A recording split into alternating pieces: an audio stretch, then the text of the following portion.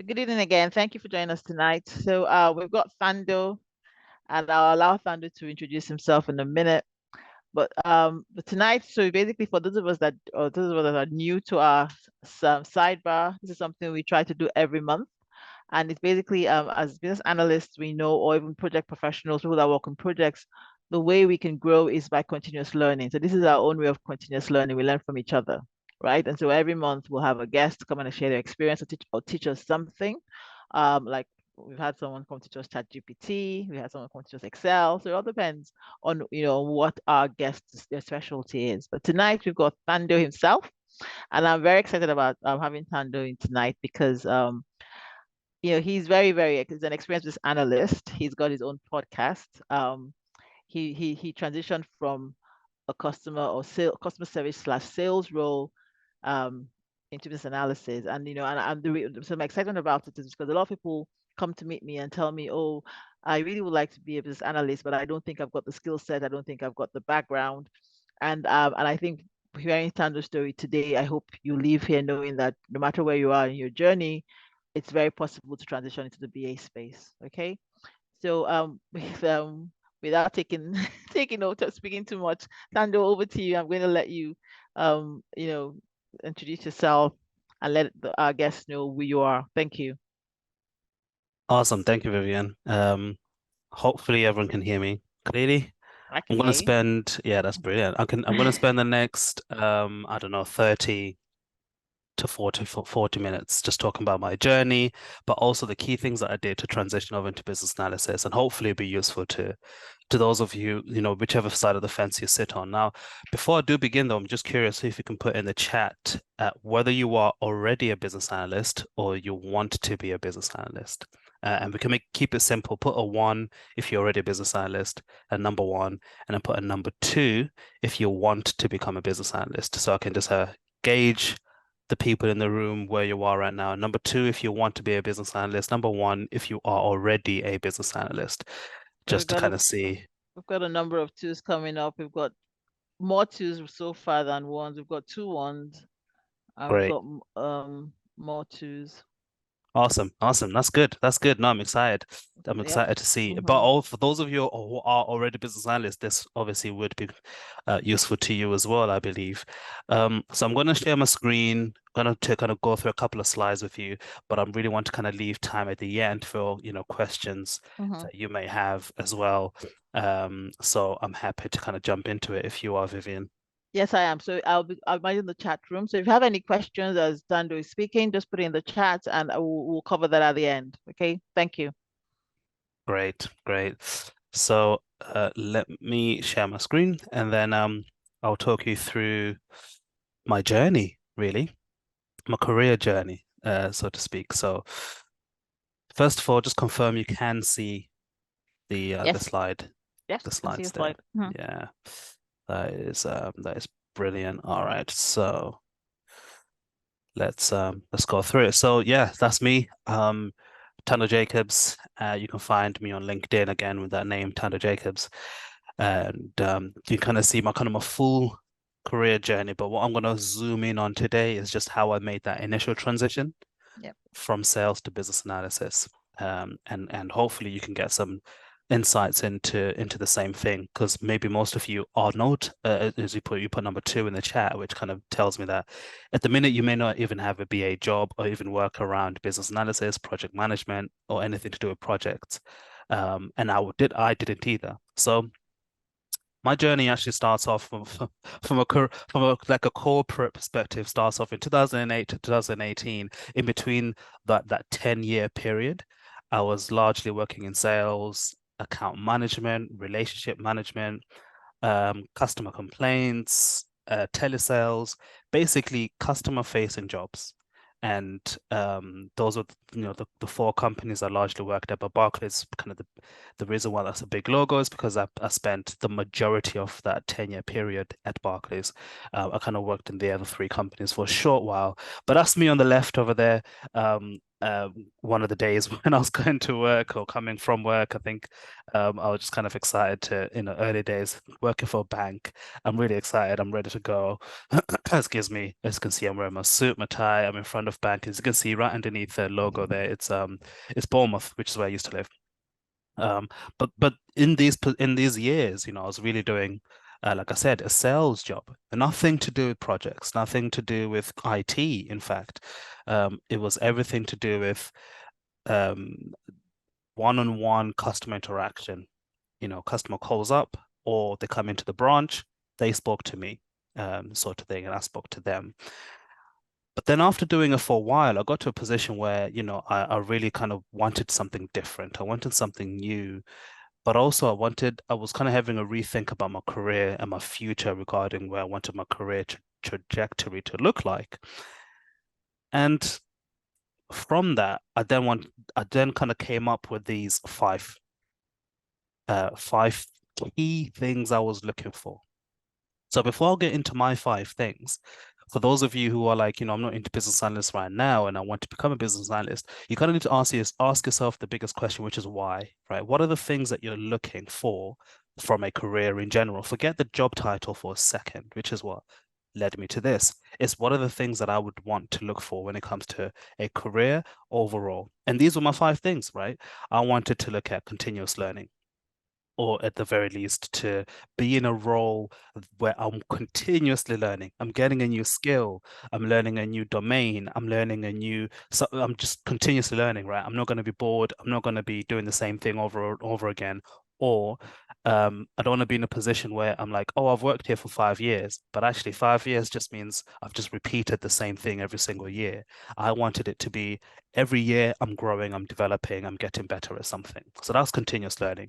The second thing I was looking for was transferable skills. Now, at the time, I'd already done 10 years in sales and account management and all these different kind of jobs. And I'm not going to lie to you guys, I didn't exactly want to start again from like date from like literally graduate level. I was like, I still wanted a position whereby I can transfer what I already have, and that becomes something I can as my starting point and as my base. I don't want to kind of spend my time doing something that has zero transferable skills. Just because of the speed of pace, right? If I have transferable skills, the speed of change is faster. That was the idea there. The third thing I want to look at, and I've kind of just called it nomadish. Like for those of you who are not familiar with the term nomad, a nomad is essentially somebody who works, but you're not tied to a location. You're not tied to like a single place or an office. You can genuinely work anywhere. So for me, I was looking for that type of career, the kind of career where I'm not just tied to just the United Kingdom. I can go to Australia, I can go to Egypt, I can go to Zimbabwe, I can go to the US, and I would still be able to practice this or work in this career field. But also, I didn't want to be tied into an industry. So I wanted a role where I can go into different types of industries, whether that's manufacturing, financial services, healthcare, IT and technology, engineering, um, basically anything, education, government, I could name every single industry. And that's what I wanted. I wanted a kind of job that had that nomadish feel to it, that I can be seen as a nomad in the sense that if I wanted to, I could just switch industries. If I wanted to, I could move to a different country and still practice my profession. The fourth thing I was looking for was massive impact. So as I'm in sales and in account management, you do have direct impact, but it's one-on-one, right? It's individual to individual. I wanted it to be a larger scale, a wider area. So I wanted to have an impact at an organizational level rather than an individual level. I wanted impact to be in a position to impact a team of people rather than a single customer. And that's what I was looking at. And then finally, I'm not one to shy away from the money. I want the money, and I'm happy to say that I was looking for something that was well paid, something that will pay me very well, not just now, but also has that upward trajectory as time went on over the years, and had that almost, I mean, to say there's no cap is not really realistic, but actually to have that wide gap between, say, its starting salary is 25,000, but then at the top end you can go all the way up to like 100 and 150,000, right? That kind of range, that's what I was looking for. So I took these 5 things and I started to think about, okay, what kind of things could I then get into? Because these 5 things are quite broad. Well, this led me to my strategy, my career changing strategy. And there you go. This was my career switching strategy, right? I started off at the top here. I put together 5 steps, and these are the 5 steps that I'm going to kind of spend a bit of time explaining to you. For those of you who are looking to switch careers, or if you're looking to start, you're a fresh graduate, you could still put these 5 things into practice. So the first thing at the top here, excuse me, I'm just gonna have some water. So the first thing that you're gonna really look at when you're looking at switching careers is just trying to identify what options are there, right? Question mark, what is out there? What kind of things would I like to look at? Again, the things that tick those 5 boxes. And then once you've kind of answered this question, you go to the second step, which is to learn the basics, the very, very basics of the thing. Now, here's the key part. Between step 1 and step 2, you're kind of doing a little bit of dipping your toes in the waters a little bit just to see, do I like the idea of this? You're not doing anything at this point. So during this point, I'll give you an example. I wanted to switch. So I kind of thought to myself, you know what? I'd like to get into technology. Actually, no. In fact, first of all, because I was working in financial services, Barclays, Nationwide, etc., I wanted to become an accountant because I was like, well, like accountancy, everyone is an accountant. It's a global role, right? And every industry would need an accountant. And also, so I kind of going down the list. And then I went to number 2 and I kind of looked at the basics that an accountant needs in terms of the qualifications, in terms of the education. And I realized it's going to take me a long time just to get to the place of like, okay, I now have the basic level accountancy. I need to do all of these certifications. And then on top of that, I don't even have an accounting degree. So I said, that's not going to work. Let's go back to number 1, right? Went back to number 1. And long story short, I tried UX, UI design. And again, I realized actually when I looked at number 2, I said, I do really like the look of this and I could probably do it. I like the idea of design, creating things. I like that idea. But actually, there are people out there who have a degree or a master's in something to do with graphic design, product design, which is what UX, UI designers would, hiring managers would look for. I don't have that. So I kind of thought to myself, that's an option. I'll put that as an option. I looked at project management. I looked at Scrum Master and eventually looked at business analysis.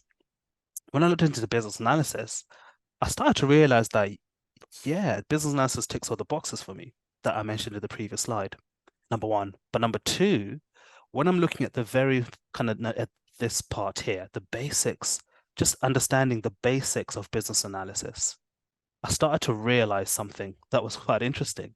I realized that this whole journey that I was taking myself through was actually a project. The project was called Thando Jacobs career switching project. And I put together in the previous slide, not this one, sorry, that one, this previous slide here. I was like, well, these are my requirements. This is what I'm looking for. This is the thing. This is my 2B. This is what I'm looking for. And so I started to realize, actually, I'm already doing business analysis for my own career switching strategy. So I said, this sounds like it, but let's test it out. So that's where step number 3 comes in. Step number 3 is when you put the L plates. And it is at this point, I was still working in sales, bear in mind, but it is at this point that I started to put into practice business analysis in my day job. And if you're going to take away one thing from this talk today, it is this: you do not need a business analyst job title to do business analysis. Business analysis is a mindset, it's an approach, it's not a job title. The job title is just simply means you're being hired specifically to do business analysis. But whatever your job title right now, you can start to find ways to put business analysis into practice. So that's where the L place came from for me. So on step number 3, what I started to do here was I started to practice doing process models. So what that means is I was working in the branch. I was working my typical sort of focus clients were people who wanted to get a mortgage. So I started to map out the process that they would take from the time that they walked into the branch to the time that they were approved for a mortgage. Who did they see? What did their journey look like? They came to the branch, maybe they spoke to a cashier. Cashier would then either hand off to a personal banker. Personal banker would take down their details and pass them on to a senior personal banker. Senior personal banker would then have a conversation with them, do their vetting, and if they meet this criteria, then they get passed on to the mortgage advisor. But I started to draw together a process model of what that looked like in my current job. And I guarantee you, every single one of you right now in your current job, you can think of a process that you can model, you can build a process model based on what your current job looks like. Whether it's in healthcare, whether it's in an office admin job, or whether it's whatever the job title is, you can definitely start to put together a process model. So that's the first thing I did. The second thing I did, because now in number 2, the step number 2 was about learning the basics of the role. So I learned the basics of business analysis. I learned the basics of requirements. And now when I started to go back to work, I started to think a little bit differently. I was doing the same thing, but I was thinking a little bit differently. So in sales, well, if you think about it, people will come to me and they would, for example, they would say things like, I want to open a savings account. And I started to think, I need to find out what their requirements are. So I asked them questions like, what exactly are you looking to do? What exactly are you looking for? Then I also remembered another technique in business analysis that I'd read about called the 5 whys. And I started to ask them, why do you want to open a savings account? And they'll say, well, I want to put some money in. I'm like, okay, but why do you want to put some money in? And I said, oh, I'm putting my money aside because we're going on a holiday next year. Okay. And but why are you saving the money now to go on holiday next year? Well, because I want to be able to pay money in advance, pay for the holiday up front. Interesting. So you want to be able to have something to pay money in advance, and you don't want to borrow money and get into debt using your credit card. And I'll say, yes, that's why I'm opening a savings account. But all of a sudden, I'm starting to put into practice business analysis in my day job as a sales professional, bear in mind. Now, I'm not working on a project. I'm not building software. I'm not redesigning strategies or looking at the process of the whole entire organization. I was just doing it within my remit, my actual day-to-day job. I started to find ways to plug in business analysis. And then I started to communicate, question requirements. I'll be questioning my clients, right? So for some people, they'll come into me and say, I want to open a credit card. And then I say to them, okay, but why do you want a credit card? And they'll say, well, I'm looking for something to borrow, but I want to pay back. And, when I pay back, I don't want to use it again. And I'll say, well, based on what you're telling me, an overdraft would be a better solution than a credit card. And I'll give them an options. And I'll say, option A, you get a credit card, and it will mean this. Option B, you get an overdraft, and you can do this. And then next thing you know, I'm like, that's an options paper, right? That sounds like an options paper in business analysis. And so my encouragement to you is this, particularly step number 2 and step number 3, learn the basics of business analysis in step number 2. And then in step number 3, find ways you can start to plug it into your day job and find ways you can start to then practice business analysis, because it is at this stage that you can almost sense check that you are a business analyst. Because again, a business analyst is not a job title. It is a mindset. You have to think like a business analyst almost. And if you can prove to yourself that you're thinking like a business analyst, you're thinking about processes, you're thinking about requirements, you're thinking about things like, okay, but why do you want to do X, Y, Z? You're thinking about not just taking things at face value and analyzing them and questioning them so that there's clarity, so that there's real understanding of the customer's problem. That's business analysis in a nutshell. Now, once you've done step number 3, or once I did step number 3, I moved to step number 4, which was to build my network. Step number 4 is building your network. These days on LinkedIn, it's very easy to build your network, but not LinkedIn is not the only place. But the key people you want to build in your network are this. Number one, you need to find yourself some kind of coach, mentor, or a group of coaches or mentors that could teach you business analysis or help you to become a business analyst, right? People who are already where you are, where you want to be, sorry, people who are where you want to be. Find a few of them, reach out to them. Not everybody will have time. Can I help you? Not everybody may even have the capacity to help you, but the more you ask, the more chances of you finding one, two, or even three people. So that's the first person you need to find. The second person you need to find is a recruiter who recruits for business analysts. Why? They've got their ear to the ground on what the market is looking for, the kind of skills that the market is looking for, and they can just give you an insight into the kind of things that would work. But also you can also kind of lean on them at times to maybe even review your CV, maybe even ask them questions like, what's the best way that I can sell myself to showcase that I know my stuff for this business analyst job, right? So that's a recruiter. And I'll say a combination of those two is pretty good, to be honest with you. But a third one, which really helped me, was finding people who are also in the same position as I am. So for those of you on this call right now, and if earlier on you answered, I am not a business analyst yet, and I want to become a business analyst, connect with somebody else who is in the same position as you are, because then you can become peers and you can help each other on this journey. If one person does something and it really works, they can pass it on to you and say, this is what I've learned. I'm just passing on to you for knowledge, and you can share that back. So those are the 3 people you definitely want to kind of have as part of your network, because then it really helps with number 5. Number 5 is then starting to look for jobs, applying for jobs, and go through it. Now, there's going to be something that's very, very critical for you to understand here. And I'm sharing this because I went through these steps really by myself, if I'm being honest. So it took me almost over a year to a year and a half of looking for jobs, applying for jobs. I had applied to something like, because I track my job applications, something like 560 jobs at that point. And I was not getting a single interview. I wasn't getting anything.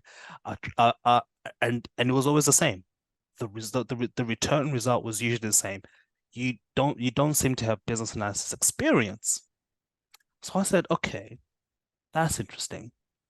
Then I did something differently. I went back to number 3 here.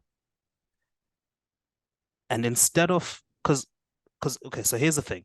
Most people on their CV, and particularly in my position, you would have put something like sales assistant, and then you put 5 bullet points with your responsibilities, such as things like helping customers with their needs, generating X number of sales for the company and generating X number of income, overcoming objections and all these other things.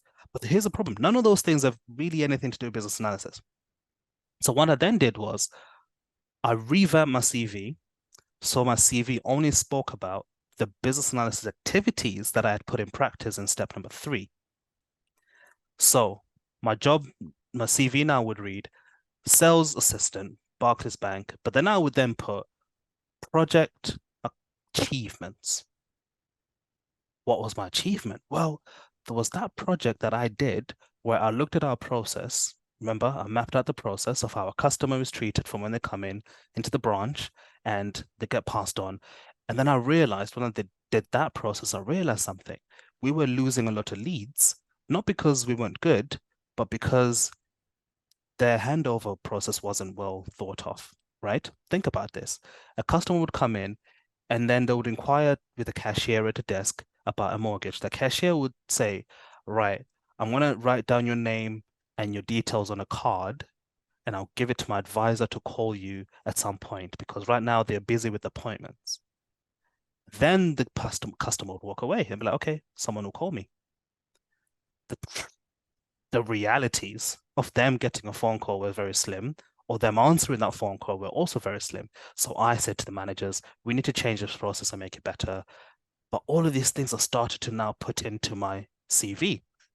So people will then ask me the question, wait, you're a sales assistant, but how come you got project achievements and then in your responsibilities you've put creating BPMN process models? And then I'll explain to them the story. I'll say, aha, this is what I did, and this is how I did it. And that's how now all of a sudden I started to get the recruiters calling me back and being a little bit curious. Hiring managers then saying, okay, maybe we'll give you an interview. And I started to get interviews. Then after that, long story short, I got a job, and I got a job at the University of Sheffield. And I was like, my goodness, finally got a job. I finally got my business analyst job after years and years and years and time, all this time, right? And I was over the moon, over the moon, over the moon. My hard work had worked off. I had now successfully transitioned from a completely different career into business analysis by putting in the work, right? Putting in the work and really learning all the different things. And by this point, don't forget, I was still learning about business analysis. I was still reading. I was still looking into things like, Jira and Confluence and BPMN and process modeling and the difference between user stories and requirements statements and what's acceptance criteria. I was looking into all of these things. But when I got my job and I was excited, I was like, I finally got my job. I can start to put my work into practice. And then I had the shock of my life. So before I move on to the next slide, when I got offered this job, I was offered the job as a junior business analyst. And the idea was that they would, train me or kind of give me the room to, to grow or underneath another business analyst. The reality is this. My first week that happened. My second week, I got called into the office and they said to me, manager said to me, right, we're having a little bit of change in the team. They're going to give me 3 projects to manage by myself as a junior business analyst. Now, the manager was like, I'm here if you need me, if you need anything, but these are your projects because there's too much work to be done. And it is at this point, I said, thank you very much. I went to the toilet, I called my wife and I said, what have I walked myself into? Because these people now are wanting me to do 3 projects by myself as the only business analyst. Now, for those of you who are looking at the slides, you can see the first project is called IDAM, which stands for Identity and Access Management. The second project is digitization, which was about moving from like manual paper processes that happened on pieces of paper and stuff and transforming that into some sort of digital solution. And the third project was a virtual desktop, effectively allowing students to log into and use certain applications without needing to come into the university. And as a new business analyst, I knew nothing about any of these 3 things. I literally knew zero, and I mean zero, nothing, not a thing. I'd never heard of these terminologies in my life. So I went to the toilet, called my wife, I said, what have I done? These lot are gonna fire me in 2 weeks. Cried a little bit, panicked a little bit, took a deep breath, came out of the toilet, smiled at everyone and said, yeah, I'm so ready to do this project. But my manager then said something to me that was very powerful. He said to me, because he could see I was getting a little bit panicky. I was like, yeah, I'm a junior business analyst. He said to me, business analysis is not about knowing the answers. It's about finding the answers. And it's also not about you being the smartest person in the room. If anything, it's really about you acting like the dumbest person in the room by asking a lot of questions like, why are we doing this? Why are we doing that? How are we doing this? How are we doing that? And that calmed me down a little bit. Because if you remember, I'd come from a different type of environment because in a sales environment, you need to know the answer to the customer's questions. If a customer calls you up and says, why is this happening? I need to know the answer to that question to do my job well. But in this environment, it's a very different environment where, as a business analyst, the job is to find the answer, but the job is not to find the answer today. The job is to find the answer over time on the life cycle of the project. So that's effectively where I was as a junior business analyst. Eventually, as time went on, I started to understand what these terminologies are, and I understood them because I started to have conversations with people. I started to ask questions. I started to just take notes. I started to read. You Google some of these terms, and then there's a lot of articles that will just break down to you what these things mean in a nutshell. But fundamentally, I started to remember or remind myself that no, I'm a business analyst. My job is to understand what the problem that we're looking to solve is and what our requirements are and how we're going to, work together to solve those problems. Fast forward from that time when I was junior business analyst working on my first project, I've now worked for Royal Bank of Scotland, Barclays, London Stock Exchange, University of Sheffield, Lloyds Banking Group, the Nottingham Trent University. And these are kind of the places that I've now worked on. I've done a bunch of different projects. But even today, I am stepping into environments, or should I say still stepping into environments where I get given a project and my first reaction is, I have no idea what that's about. I have zero clue what on earth they're asking me to do. But business analysis is about you analyzing what exactly is it that we're looking to do here? Why are we looking to do it? And what are the intended, what's the as is, as we call it, what's happening right now, and what's the problems around that? And then what's the to be? What's the desired place that we want to get to? And then helping the business understand the steps that they need to take to get from the as is to the to be, which those little steps, we call those, I guess, requirements that the project needs to deliver to help us go from A to B. Now, I will say this, business analysis is in high demand because there's a lot of problems to solve in an organization. Number one. Number two, business analysis is in high demand because if you think about from this perspective, there are people in the organization who know everything about the system, they know everything about the business, they know everything about like the stakeholders, they know everything about everything there is to know about everything, right? But the reality is this: their day jobs is not to run projects. Their day jobs is to keep the lights on. Okay. So, for example, the day job of the finance manager is not to put in place a new finance system. Their job is to ensure that the books are balancing and invoices are paid and all of these other things. Their day job is not about how do I integrate a new finance system for my team to work better. They really want a new finance system and they will shout about it from the rooftops because they really want it, but they just don't have the time to put that in place because they're just keeping the lights on, right? So that's why business analysts are then in demand because we come into an environment and our full-time focus is on implementing the changes that the business needs. It's just that the business doesn't have people who can look at the problem in detail because they're too busy doing other things, or should I say, they're too busy doing their actual day jobs. That's why business analysis is in high demand, number one. But number two, the other reason why business analysis is the other reason why you find that I immediately, even though I was hired as a junior BA and I was told I'm going to have a BA that I can shadow and learn from, and immediately assigned 3 projects, and I was told that these are my projects, is because there is so many problems to solve in organizations. Organizations will never run out of problems, especially in this world where they want to be competitive, where they want to be more efficient, and where they want to remain or to reduce, cost, waste of time, all the rest of it. There's always something to look at and always something to do. But that's in a nutshell my career history there.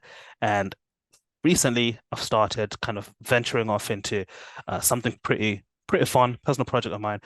Inside Business Analysis is a podcast at the minute, basically where I talk about business analysis. I've also interviewed Vivian. Vivian's been a guest on the podcast, and we've had an interesting conversation on there. So for those of you who are interested to kind of learn more about the world of business analysis, and in that stage of just figuring out, is this thing for me, or you 100% know you want to become a business analyst, but now you're figuring out, okay, I need to learn more, I need to level up my knowledge and skill. Definitely check out the podcast. You can watch it on all platforms. And on the left there, that's a picture of me. I was on a panel at a business analyst conference last month, just sharing my thoughts around business analysis topics that they were asking me about and all the rest of it. So it's been a really cool journey. But you can see the trajectory that I started in 2018. Which is not that long ago, if you really think about it. It's not that long ago as far as career is concerned. But in that short space of time, my trajectory has kind of really gone up because that's the nature of business analysis. It's the kind of environment that once you're in it, you will forever feel like you're running because there's just so much to be done. And that's me in a nutshell. So I will stop there because I do want to leave quite a good time for questions and back and forth conversations and all the rest of it. So thank you for listening to my musings for this evening, or whatever time it is where you're joining from. And I'll pass back to you, Vivian, and we can go through some questions. Thank you, Thando. Uh, is it possible to get the recorded meeting after it ends? Hi, Altabiri. We usually don't share this after after it ends, but I can. I'll think about that.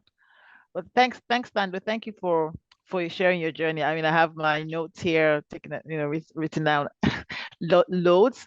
And yeah, for me, I haven't got any question. I'm just going to summarize what you've shared, and basically just because I think you've given us a framework for you've given anyone like an aspiring business analyst here and like looking to become a business analyst, you've given them a framework to follow to get to where they want to be. And again, I like the fact that you kind of said, it's not about it's for any industry.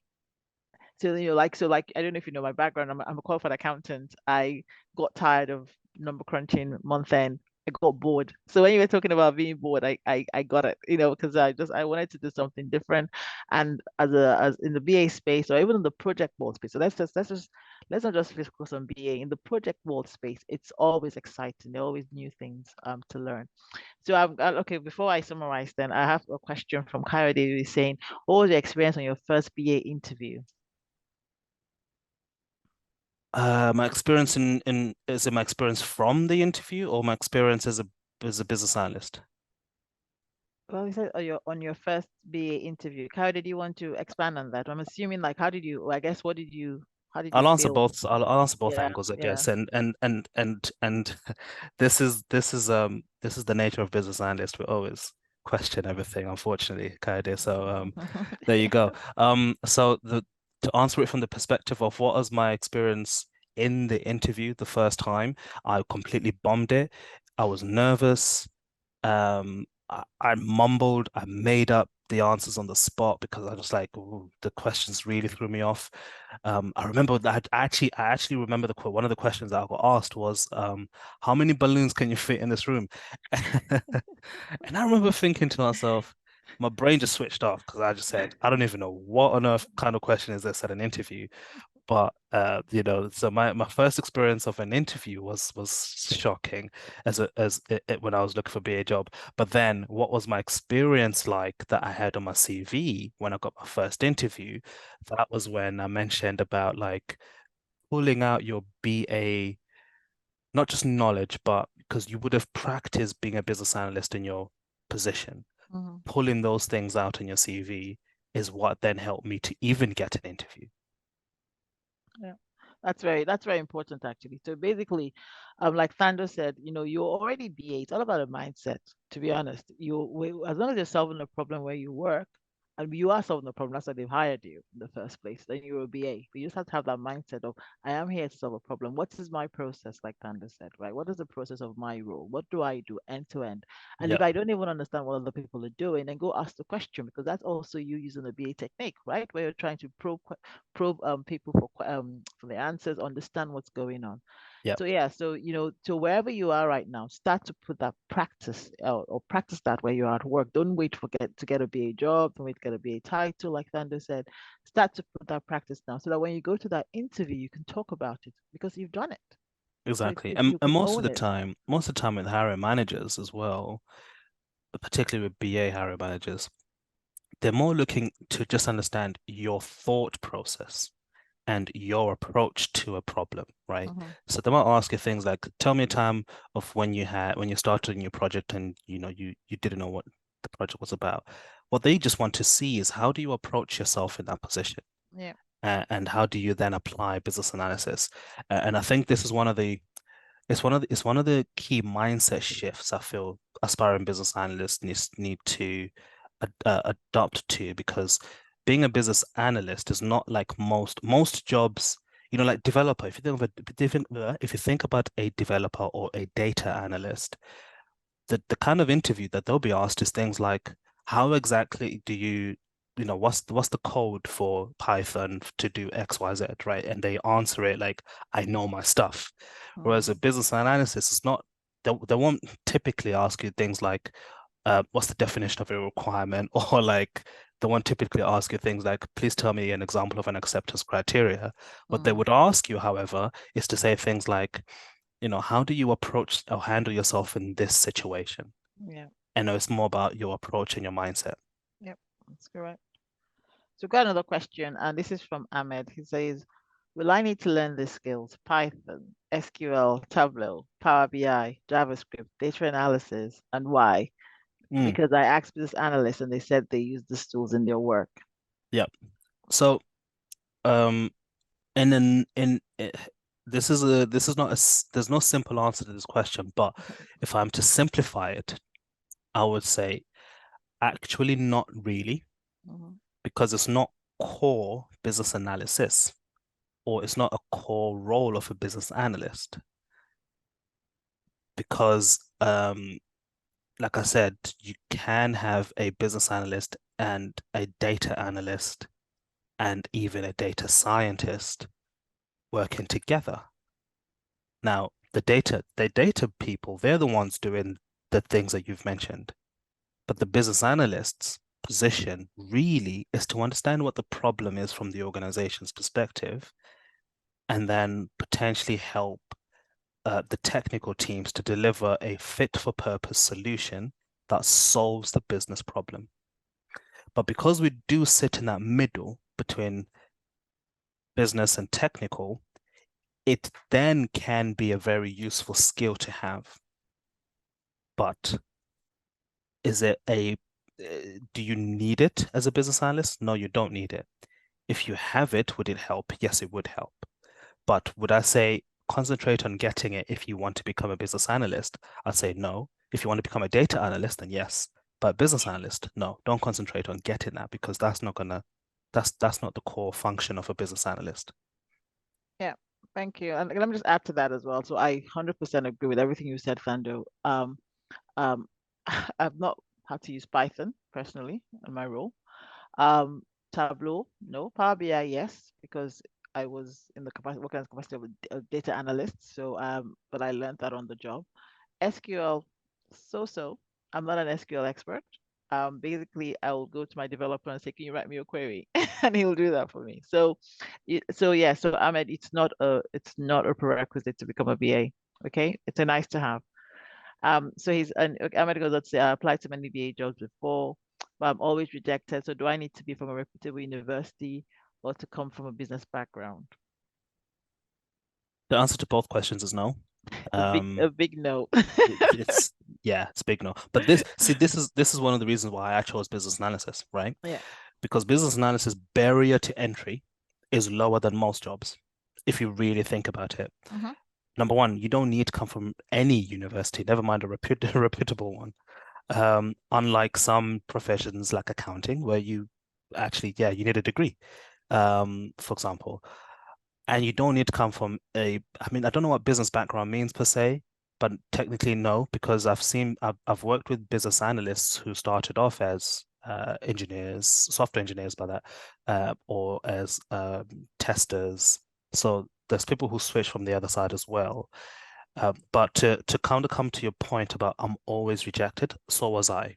Now it depends, right? There's really two key stages when it comes to applying for jobs. There's number one, getting an interview, and number two, getting an offer. Depending on where your problem is, that's where your solution now comes in. See, now this this this whole thing I'm talking about is what business analysis looks like, right? First, understand the problem. Where's the problem? Is the problem at getting the interview stage, or is the problem at getting the offer stage? If the problem is at getting an interview stage, then your potential solutions are your CV is not selling your business analysis skills enough to make the hiring manager and the recruiter want to interview you, or it's just not professionally done, or whatever the case is, right? And if the problem is getting an offer stage, then it's really just making sure that your interview skills and your way you project yourself and communicating your value and your skills and your expertise is at a good level. So it depends on where your problem lies, but normally speaking, people are usually at that. I'm always rejected. I can't even get an interview. Usually that CV is your like typical number one area to focus your attention on solving. Yeah. 100%. Thanks, Thando. And Harris, I hope as I've answered your question as well, because he says, I too am currently in the same situation, having 7 years of sales experience on transition into BA. I've been applying for more than 6 months now with no success. Any suggestions? So Harris, I'm hoping that you've been listening to what Thando's been saying. Again, it's just ensuring that your CV is speaking the BA language, right? So Exactly. and you have a similar experience background as Thando, so you can start now to like conduct requirement sessions by asking your customers why do you want to do that, getting to the root cause of why they want to do what they want to do, and then giving them options, because they might just have one idea but they could actually have like 3 or 4 options for them to decide, and then you recommend them the best option for them to follow. Right? And then so you're showcasing that in your CV where you've elicited requirements, because that's you're eliciting requirements from your customer, right? And so rather than saying speaking to customers, using the techniques, using the words. So going back to what Thando shared in terms of his steps, where he said, the basics, learning the basics. That's the basics. Going look at job description. What are they asking you for? And then translating that from your CV. That's the first step, right? And so once your CV starts to speak the BA language, you'll definitely start to get interviews. So again, if you're not getting interviews, then your CV is not selling you right. That's the bottom line. Okay.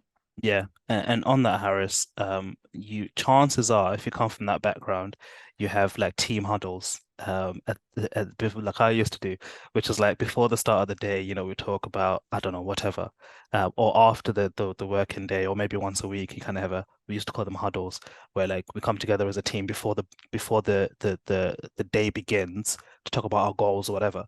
Well, in those huddles, sometimes what I would do is actually run a workshop. Okay.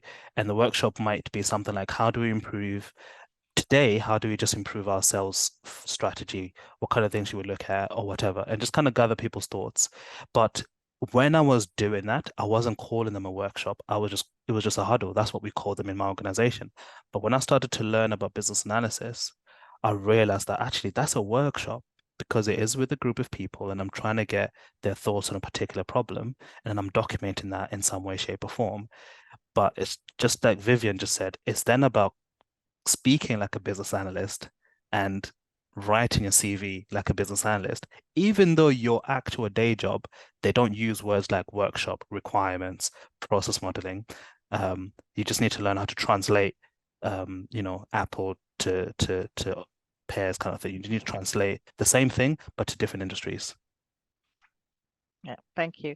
Then Ahmed is asking, are LinkedIn courses enough to gain the basic knowledge required for BA jobs? Basic knowledge, yes. Required for a BA job, probably not. I'll be honest. LinkedIn courses don't really go into depth, in my opinion. I've done a few, but they're really good at giving you that initial, like, is this for me, type of thing. And it's always really good at like giving you the bite-sized version of something that's quite technical and complex. So it's a really good starting point. but would it be enough to really teach you how to perform business analysis? Honestly, I don't. I would honestly even argue, and this kind of links into a wider question of like some people will ask things like, can I get a certification? And if I get a certification, that means I can get a job. And for me, I always say that business analysis is less. It's not really about like knowledge, but it's more about experience and what you've done. So if you are going to do a LinkedIn course, cool. But after you've done the course, that's not enough to just watch it. What you should then do is think to yourself, how can I, coming back to my 5-step plan, that step number 3 with the L plate, how can I apply this thing that I've learned in what I'm doing right now so that I can actually practice business analysis? That's really the key thing when it comes to knowledge in general. It's not a knowledge type of like profession where you just have to learn the textbook and you're done. Whatever you're going to learn, bring it back to your current position and apply it in a way that's suitable, and that then gives you the BA experience. Yep. And just to also add to that, BA as a course, university is just there getting taught like I think 5 years ago or less. It wasn't actually a degree. Hmm. Um, so it's back to a lot of business analysts just transition into that space. They didn't have to go into a university to study it. They just found themselves like working in projects already and having to be the ones to be the, liaise between the business and the tech team. And like Thando was saying, it's not about the job title. Sometimes you don't even know you're doing BA roles. I mean, when we do our programs and people come onto the program and we start to teach, they're like, oh my God, I've been doing this. I already do this in my day job, right? But because they don't realize that they're actually doing BA jobs, they don't realize the transferable skills that they can bring to the job. So it's Yeah. knowing that. It's knowing that. That's really key. Yes, it is. Okay. Yes, it is. So I got another question from God Day. He's saying, thank you for sharing your experience. What is your advice for certified BAs to be more effective in their roles? For certificates, is that? No, so basically for BAs already certified, I'm assuming he's already working as a BA, the certified BA. How can he be more effective in his role? Oh, okay, I see what you mean. Certified BAs, I love it. Um, Certified BA more effective in your role. Honestly, I think the for business analysts, and this is something that I've kind of really picked up on largely from the podcast conversations I've been having, and that simply is to continue to sell the value of business analysis to people around you. Um, so so for those of you who are not yet BAs, you've got this to come. If you manage to successfully transition into becoming a business analyst, you will realize that the people around you, they don't fully understand what a business analyst does, or they don't fully appreciate what a business analyst does. So if you're a BA already, I'd say um, just focus more effective in your role is to don't just kind of because don't fall into the trap of like being tunnel and narrow-minded to only think about I'm doing my process model, I'm gathering my requirements. Look up and just say, right, is everyone around me here really connected to the project? And are they fully understanding what it is that we're trying to do? So I'd say don't just kind of be focused on doing my job, but kind of look up and say, right, let me make sure that we're all going together in the same place. So what that means is that if I'm going to build a process model, I'm not just doing it in my room by myself. I'm going to do it in a workshop, in a group with other people, and kind of collaborate with them so that we go on this journey together, but also they really understand the value that we bring as business analysts onto the project. Yeah, 100%. Yeah. Okay, Ahmed is saying thank you. He's found this webinar to be the most helpful he's attended. Thank you for that, Ahmed. Awesome. Um, I haven't got any more questions in the chat, but I was just going to summarize what we've learned today. Actually, I was going to do that before we start taking questions. So first is your why. Why do you want to become a business analyst? That's very key. And if you're only coming in because it pays well, you'll get burnt out eventually and you'll not be the best. So it's understanding your why, understanding why you want to become a business analyst, because that will then drive you and that will motivate you to become the best version of yourself. And one of the things that I like the fact that Thando, you said that makes you an effective business analyst. So that back to the question that Godday was asking is continuous learning. we're continuously learning because things are changing. The technology realm is always changing. So you don't want to be left behind. You want to, like, now we've got ChatGPT to help us to even become better business analysts. Are you using that to the best of your knowledge, or to the best of you know, have you learned it? Have you even understood how it can actually help you to be a better business analyst, right? If you're not a business analyst yet, don't start with ChatGPT because it will only confuse you. Learn the basics first. That's my take on it. Learn the basics first, and then you can then use ChatGPT as a tool to help you become effective. Then another thing is, of course, identify your transferable skills. And how do you even find the transferable skills? How do you know what skills are what's key skills that you need as a business analyst? And I always say that, like, we've got like 6 core skills: negotiation skills, communication skills, critical thinking, problem solving, facilitation skills, and listening. I believe is my sixth one. So learn how to listen to what your stakeholder wants, what the business needs, will then help you to ensure that you're coming up with the right solution for them. And then another thing that you know Dan talked about, that he was what he was looking for when he was trying to get into the BA space, was the fact that he could work anywhere, and that's the truth. And it has nothing to do with COVID.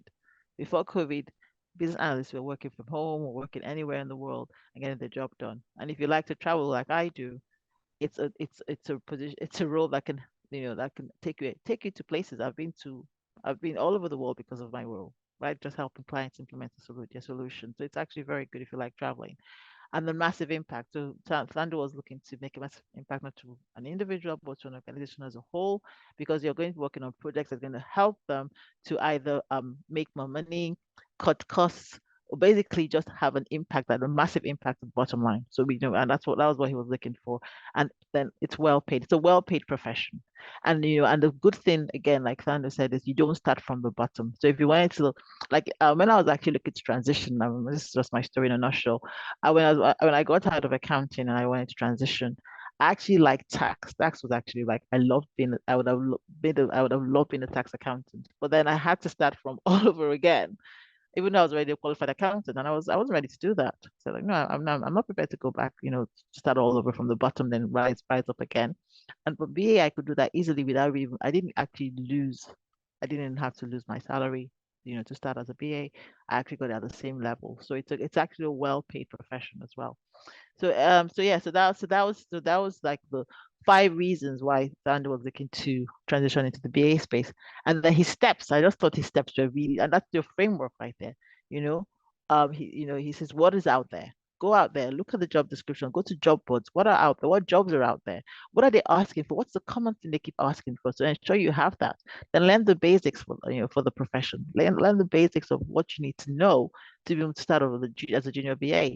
Okay, then practice that technique within where you are at the moment. So once you've learned that basic, start to apply that where you are at the moment to help you become more confident and to be able to speak about it, right? And then you then build your network. That's very key, right? LinkedIn is a good place. Like I said, he said he went, he found a coach or a mentor, he found a recruiter. We can actually tell you what the market's like, help you review your CV, and also, people in the same position as you, to be accountable to each other. And then again, and once that's done, then start to look for jobs, right? And if you're not getting the job, then obviously keep tweaking your CV and keep trying to understand what's, you have to be something with to your CV first and foremost, and just make sure your CV is speaking the right language to your recruiters. So that's that, and I hope that's been very helpful. So Harris is saying hello, as I look for someone to be. I would love to. Okay, he's looking to connect with people. Yeah, guys, connect with each other as well. Yeah, thank you, good day. Thank you for that. Any other questions? Or Thando, do you have like one last nugget to add to tell us before we leave? Yeah, so one last nugget I would say, honestly, is that and it's basically that business analyst is such a broad role. Broad meaning there's different flavors of business analyst. So that's important to remember because you may read a job description and think to yourself, I have none of these skills. And then you will think that every business analyst job description is looking for those skills, but that's not the truth. Some companies are looking for example, when I say different flavors, some companies are looking for a business analyst who will look at business processes, predominantly. Other companies are looking for business analysts who would help them to build a software. Other companies are looking for business analysts to help them understand their strategy, what the business is doing at large. And other businesses are looking for business analysts to do a wide range of things.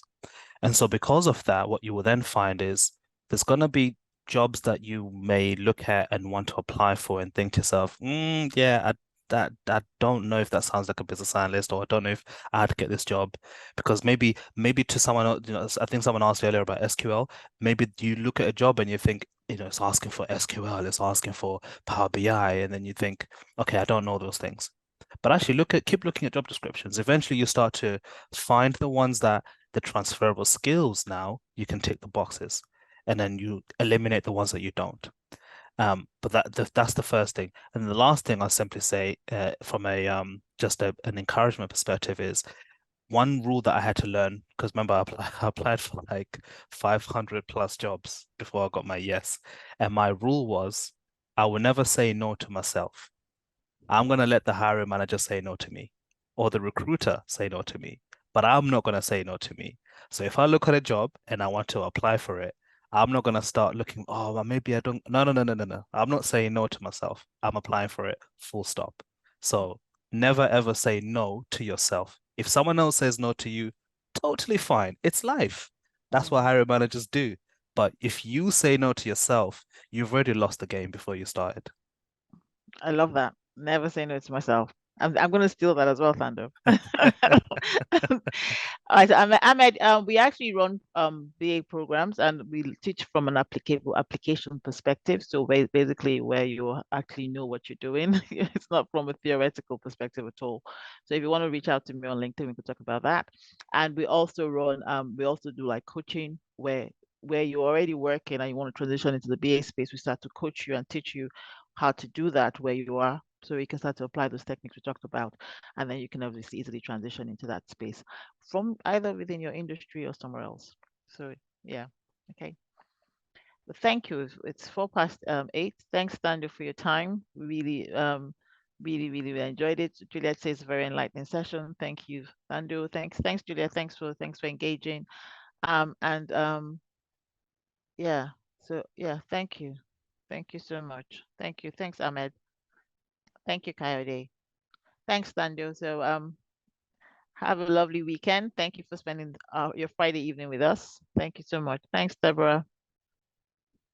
Thank you.